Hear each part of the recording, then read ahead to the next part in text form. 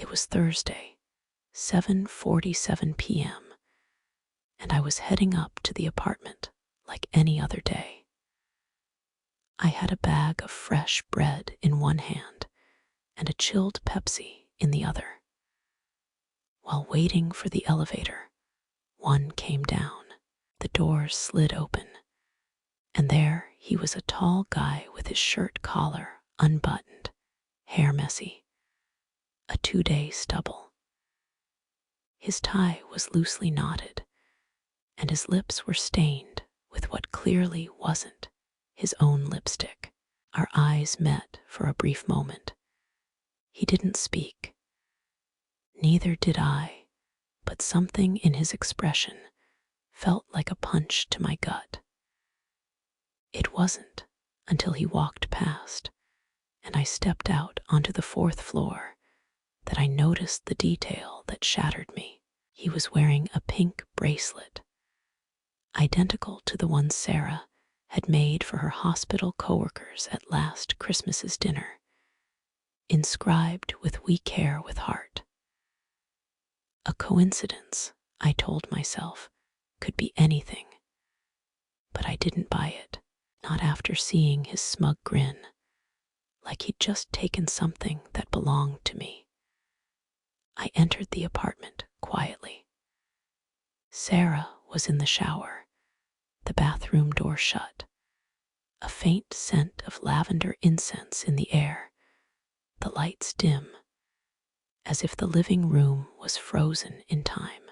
I sat on the couch, still in my coat, and that's when it hit me. Even without proof or specifics, I felt it in my chest, where your heart doesn't beat the same when someone's lying to you so close. I didn't need a text on her phone, a photo, or a chat log. An elevator, a man, and a bracelet were enough. I sat there on the couch for about 10 minutes, motionless, staring at the floor, as if waiting for someone to explain what had just happened. Sarah was still in the bathroom, the sound of water hitting the tiles, and the occasional hum of the hairdryer filled the space. Everything seemed normal, but it wasn't. That fake normalcy was what hurt the most. There's nothing more deceptive than a home where something has just happened, yet everything keeps running like it hasn't. I got up without overthinking and went to the kitchen. I grabbed 2 plates, silverware, and set the bread in a cloth basket we'd used for years. I warmed dinner in the microwave and laid it all out on the table, acting like I wasn't wondering if I'd just seen the guy my wife was sleeping with. When Sarah came out of the bathroom, she seemed calm. She wore that blue pajama set with little star patterns, the one she put on when she wanted to seem extra sweet. She kissed my cheek, sat across from me, and started serving herself. She talked about the hospital, about a coworker who got burned by a sterilizer, her weekend shift, and Saturday's lunch with her friends.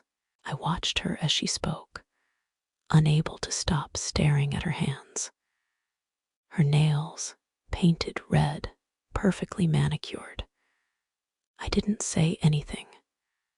I just chewed slowly, pretending to care about her words. She didn't ask how my day at work was, or if I was hungry. That was the first thing that struck me as odd. She always asked those things. Always. After dinner, she got up to wash the dishes, and I followed her with my eyes from the table. She moved with the confidence of someone unafraid of being caught, or who'd already decided not to tell the truth. I walked over, and for the first time in a long while, hugged her from behind. I felt her stiffen. She didn't say anything, but her body reacted with an uneasy tension. It wasn't rejection, but it wasn't affection either. It was fear or guilt. I couldn't tell then, but it was enough to make me believe I wasn't imagining things. I chose not to ask questions. Not that night. I preferred to watch, to notice the small details, to figure out what part of her routine was tainted. The next day, I took the morning off work without telling her. I kissed her forehead as she left in her nurse's uniform with her usual gray backpack. I wished her a good shift and stayed home, waiting 15 minutes before heading to the garage. I got in the car and followed her, something I never thought I'd do. But that day, it felt disturbingly natural. She didn't go to the hospital. She drove in circles, then turned onto a two-way street toward a new development near the city stadium. She parked in front of a modern building with an aluminum facade and glass elevator. I watched her get out, check her phone, and walk into the lobby without looking back. I waited 15 minutes, then got out of the car, crossed the street, and stood in front of the intercom, scanning the names.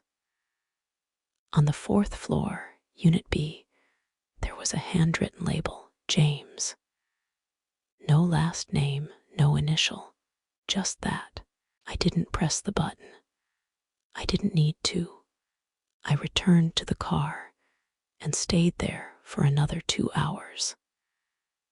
At 11:27, Sarah came out of the building, hair tied back, jacket in hand.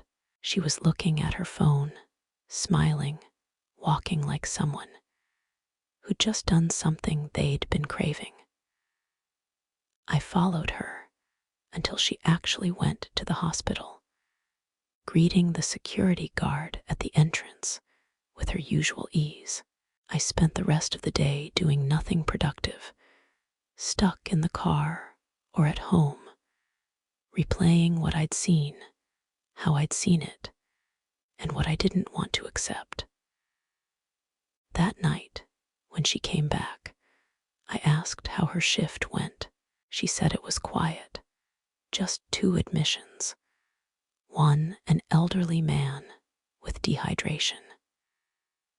She mentioned a new doctor who'd messed up an antibiotic prescription, which she had to correct. Everything flowed with perfect ease. I sat across from her on the couch, some random show playing in the background, pretending to doze off.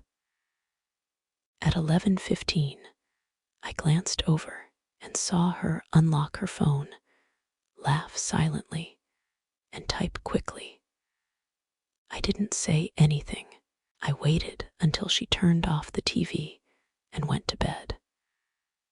When she did, I lay there, staring at the ceiling for over 2 hours.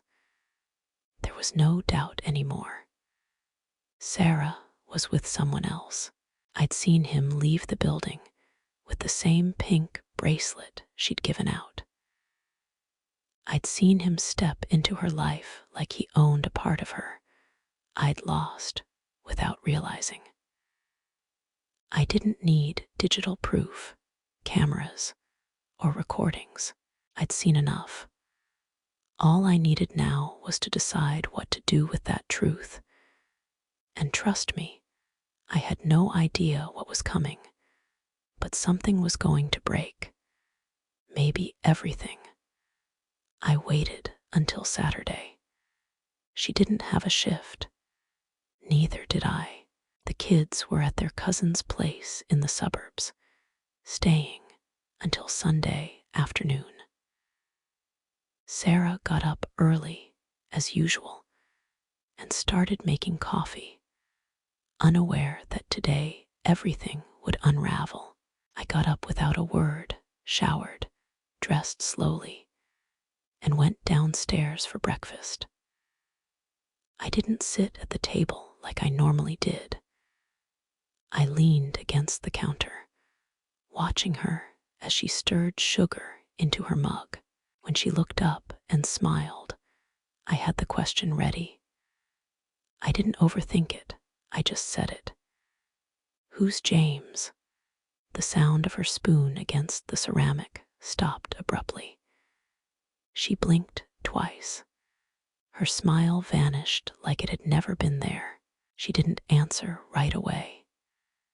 She turned slightly, as if buying time or searching for an excuse. She set the mug down and looked at me with a mix of surprise and anger, like she was offended I'd figured out what she'd forced me to uncover. "Sorry, the guy from the 4th floor, gray building near the stadium. That James." She crossed her arms, looked down, then let out a sigh that didn't fool me anymore. Years together had taught me that gesture wasn't surrender, it was her gearing up to lie. "I don't know what you're talking about." "Sarah, I saw you go in there.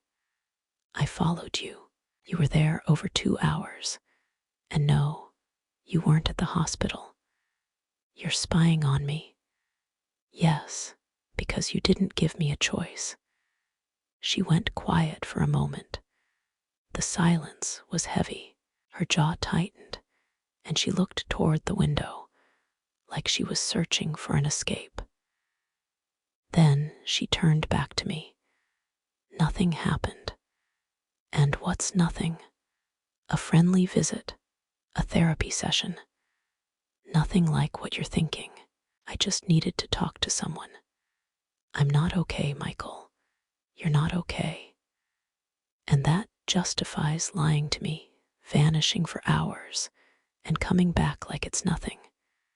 "You sure nothing happened?" "I'm telling you the truth." "No, you're not. Don't tell me nothing happened when I saw him step out of the elevator with your bracelet." At that moment, something in her broke.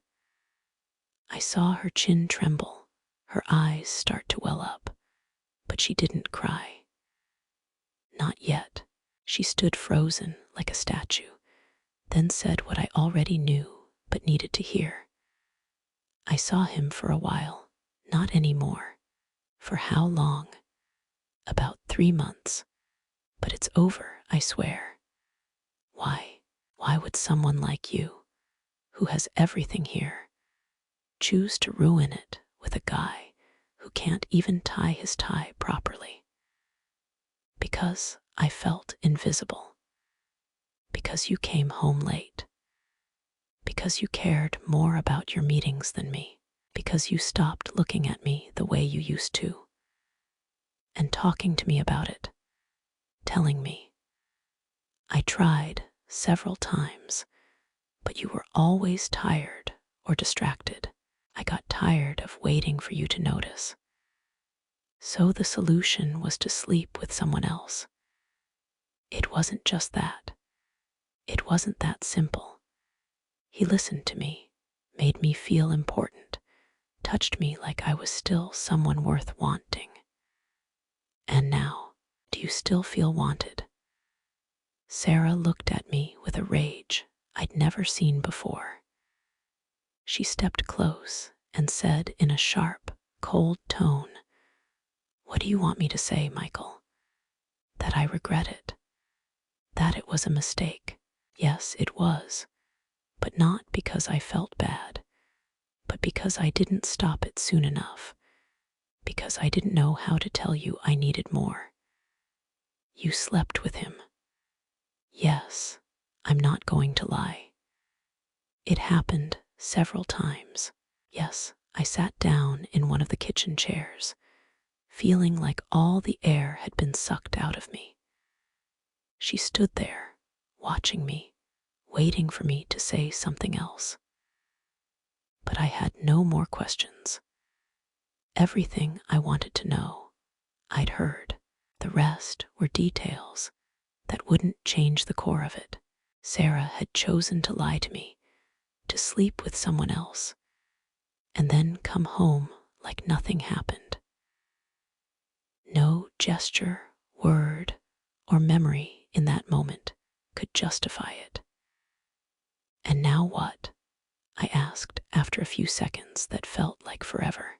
I don't know. Do you want to stay with me? I don't know, Michael. I'm so confused. You made a choice when you walked through that door. Now I have to make mine. She nodded without a word. She looked at me one more time and went to the bedroom. She closed the door gently, without anger, like someone turning off a light, knowing it might never be switched on again. I stayed in the kitchen, feeling, for the first time in 14 years, that the silence between us wasn't peace, it was the end. I'm not the type to yell or break things. I was raised to endure, to solve problems without making a scene. But that same upbringing made me the man Sarah stopped seeing. That morning, after she closed the bedroom door, I didn't make a scene. I sat, breathed, and started thinking, not about what could be saved, but about what I could do with the anger eating me alive. I didn't want to scream or demand she beg for forgiveness. I wanted her to feel what I felt, like everything was collapsing, without knowing how to stop it. That afternoon, I called a friend, Ethan, who works at a financial consultancy. I asked for a favor, and he told me to come by the next day. I went early, told him the basics without unnecessary details, and explained what I needed: to separate everything tied to my name, accounts, contracts, properties, even custody of the kids, not because I wanted to take them from her, but because I wasn't going to let her control anything else alone. Ethan looked at me quietly and said it was possible, not easy, but doable if we started now. I told him to start. That week, I acted like nothing was wrong. I went back to work, greeted my coworkers, talked to the kids via video call as usual. Sarah and I passed each other at home, barely exchanging 3 sentences. She tried to talk twice, asking if we could have a calmer conversation. I said it wasn't the time. I didn't yell, but my disdain was clear. If she'd learned to lie to me with a smile, I could learn to look at her without warmth. On Friday, I packed my essentials. No big suitcases, just a backpack and a duffel bag with documents, basic clothes, and my laptop. I went to my brother's place, asked for a few days on his couch, and he agreed without questions. With Ethan's help, I scheduled bank transfers and power of attorney changes for the following week. Everything in order, no surprises. On Monday afternoon, I left an envelope for Sarah on the table. Inside were clear instructions. Starting Tuesday, all our joint accounts would be frozen, usable only with dual authorization. The car she drove would be transferred to my company's name, and I informed her I'd requested the dissolution of our shared property agreement. It wasn't a divorce yet, just the first step. No note, no threat, no explanation, just the papers. That same day, I sent a copy of the lease agreement in her name to the landlord of our apartment. I contacted her, said I was abandoning the contract and that Sarah would take over starting next month. She agreed without issue. It was a favor, but also a necessary move. I wasn't going to stay in a place where the woman who betrayed me slept. The next day, Sarah called. I didn't answer. Then she sent a long text saying she didn't understand why I was reacting this way, that we'd agreed to talk things out, that this felt like revenge. I replied with 3 words: "Now you get it." That night, I picked up the kids from the train station. I'd invited them to spend the weekend with me without telling their mother. When she found out, she sent another message full of complaints, saying I was crossing lines. I replied that I didn't need permission to be with my kids. I didn't lie or keep them from her. I just didn't give her control. That weekend, I made their favorite meals. We watched movies, played video games. I worked hard to give them normalcy. I didn't tell them what was happening with their mom, but I did say that sometimes adults make mistakes, that it's not the kid's fault, and that the only thing that matters is that they're okay. It was the first time in weeks I felt in control of something. The following Monday, Sarah showed up at my office, asking to talk. I said it wasn't the place. She insisted. I let her into an empty meeting room. She looked thinner, or maybe it was the stress. Her eyes were wet, but she wasn't crying. "What are you doing, Michael? What you didn't have the guts to do. What does that mean? Splitting up without talking?" "No, Sarah, we talked. You talked with someone else's body. I'm doing it with papers." She went quiet, sat down, and asked me not to take things to the extreme, that we could try therapy, think about the kids, what we'd built. I told her I didn't want to build anything with someone who chose to destroy it alone. I reminded her I didn't leave. She pushed me out. She asked me to stop the process. I said I wouldn't, not because it didn't hurt, but because I'd learned that letting one betrayal slide invites the next. She left without saying goodbye. I sat at my desk, opened my email, and kept working. It was raining outside, but that was the only thing I couldn't control. Everything else was in motion. 3 weeks passed without seeing each other. There were no calls, just short texts about practical matters, kids' schedules, bills, paperwork questions. The tone was cold, almost bureaucratic. We'd gone from sharing a bed to treating each other like strangers, handling a move. It didn't surprise me. What was odd was that it took her so long to ask for one last talk, but she finally did. She texted on a Thursday afternoon, saying she needed to see me face to face, that she didn't want things to end this way, that we deserved to talk without hate. I didn't reply right away. I thought about it for a full day. In the end, I agreed. I suggested Saturday morning at a quiet cafe near the waterfront, far from home, work, and our old routine. She agreed. I got there 10 minutes early, sat at a corner table, and ordered a black coffee and a glass of water. She arrived on time, no makeup, simple clothes, hair tied back. She sat without speaking.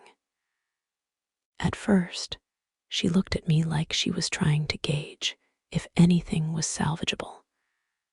I had no doubts. What followed was just to close the loop. "Thanks for coming," she said. "It's not for you. It's for me. I needed to end this face to face. I don't want it to end like this. What did you want? For me to forgive you like it was nothing, to do therapy, and pretend your thing with that guy was a passing crisis. I'm not saying that. I know what I did was unforgivable, but I don't want us to spend the rest of our lives with this hostility. We have kids, Michael. We'll see each other and talk about what we need to, but don't expect warmth, understanding, or closeness. You killed all that. I'm not justifying it, but I swear I never meant to hurt you. You didn't mean to, but you did. You did it, repeated it, and hid it. You really think that's fixable? No, but I thought you might understand with time. You were wrong. Some things aren't understood, they're accepted. And I've accepted I don't want you in my life. Not as a partner, not as a friend, just as the mother of my kids. That's it. That's how it ends. That's how it ends. There was an awkward silence. She looked out the window. I finished my coffee. My voice didn't shake, nor did my hands. I felt no pity, no sorrow, no nostalgia, just a clean exhaustion, like finishing a task you never wanted to do. "Are you seeing someone else?" she asked suddenly. "No, and if I were, it wouldn't be your business." "You're right. Are you still seeing him?" "No, it ended when you started pulling away. It didn't make sense. It never did. Don't say that now. It's useless. You did it. You chose it. Everything else is just noise. Do you think I'm a bad person?" "No, you were selfish, cowardly, and cruel. But I don't think you're a bad person. Just worse than I ever thought. I never thought you'd react like this. You were always calm, fair. I thought you'd talk more, try to save something. That's because you didn't understand anything. You thought because I didn't yell, I didn't feel. Because I didn't control you, I didn't care. But what you did blew it all up. Silence isn't indifference, it's respect. And you took that from me." Sarah looked down. She was struggling to hold it together. She wasn't crying, but she was close. I wasn't going to comfort her. That wasn't my role anymore. "What are you going to do now?" she asked. "Live my life. Work, be with the kids, find peace. Maybe meet someone someday. Maybe not. But I'm not looking back, Sarah. Not anymore. I don't know what I'm going to do. That's not my problem anymore." We split the bill. No hugs, no handshakes, no peck on the cheek. We stood up like two people who'd just signed a contract. We walked to the corner together. She turned right, I turned left. I didn't stop or look back. In that moment, I realized I didn't need more explanations, half-truths, or regrets. What we had was real, but it was over, this time for good. After that talk, everything became clearer than it had been in months. No doubts, no confusion, no lingering uncertainty that sometimes comes with breakups. There was only certainty, one that let me make decisions with a clear head. I went back to my brother's place one last time that night, and the next morning I started looking for a place of my own. I didn't want to be near our old neighborhood, so I picked a quieter area up north where no one knew me, where I could walk into a bar without anyone asking about Sarah or the kids. I found a small but bright apartment with a balcony just big enough for a two-person table, though I had no one to share it with yet, and that didn't bother me. The solitude didn't weigh on me. It let me breathe. In the days that followed, I settled back into my routine. I focused more on work, took on extra hours for the satisfaction, not necessity. I started running in the mornings, something I'd dropped years ago. With the kids, everything stayed natural. I never shared details, just told them their mom, and I decided to live apart because we weren't good together anymore. I made it clear it wasn't their fault and that we'd both always be there for them. My oldest daughter seemed to get it quickest. One day, while picking up her things from school, she said she'd suspected something, that Mom hadn't been herself for a while. I told her not to worry about it, that it wasn't her job to judge anyone. I just asked her to be happy, take care of herself, and never let anyone make her feel less than she's worth. She didn't say anything, just hugged me without questions.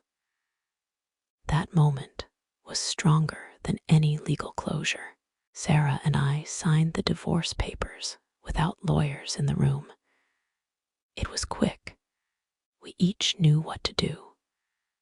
We agreed on the essentials: shared custody, visitation, split expenses.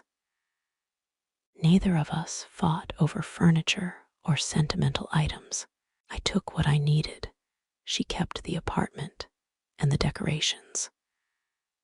I didn't care about the material stuff. I cared about coming out whole. And I did.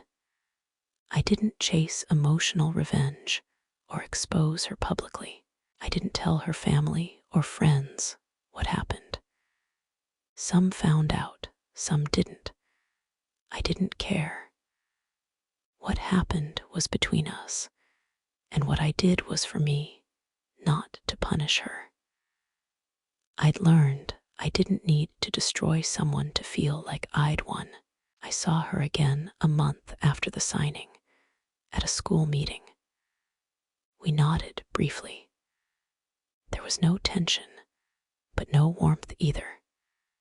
She was just someone I'd shared a life with who no longer had a place in mine. I realized seeing her didn't hurt anymore. It didn't spark anger either. She was irrelevant, and that indifference was my real victory, not because I didn't care, but because she no longer controlled my emotions. One day, while having coffee at a cafe near work, I ran into James. He recognized me, tried to play it off, but I saw it in his hurried step. I didn't get up, didn't say anything. I had nothing to discuss with him. He wasn't the cause of what happened, at least not the only one. If it hadn't been him, it would have been someone else. The problem was at home, not out there.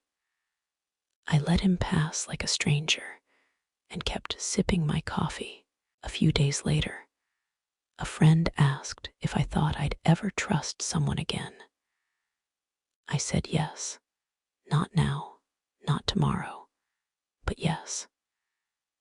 Not because I believed in fairy tale second chances, but because I understood not everyone acts the same, and not every story ends the same. What happened with Sarah was a betrayal, but it was also a lesson. I learned to set boundaries, to protect what I give, to speak up when something hurts. I learned that loving doesn't mean allowing everything, and that forgiving doesn't mean staying. Today, as I close this chapter, I'm not looking for sympathy, recognition, or a story that sounds inspiring. I'm just sharing what was, what I saw, what I felt, and what I chose to do with it. I'm not a better person for leaving her or worse, for not confronting her with anger. I'm just a man who chose not to keep pretending, and in the end, that was what mattered most. Now something new begins. I don't know what it'll be, but this time it starts clean.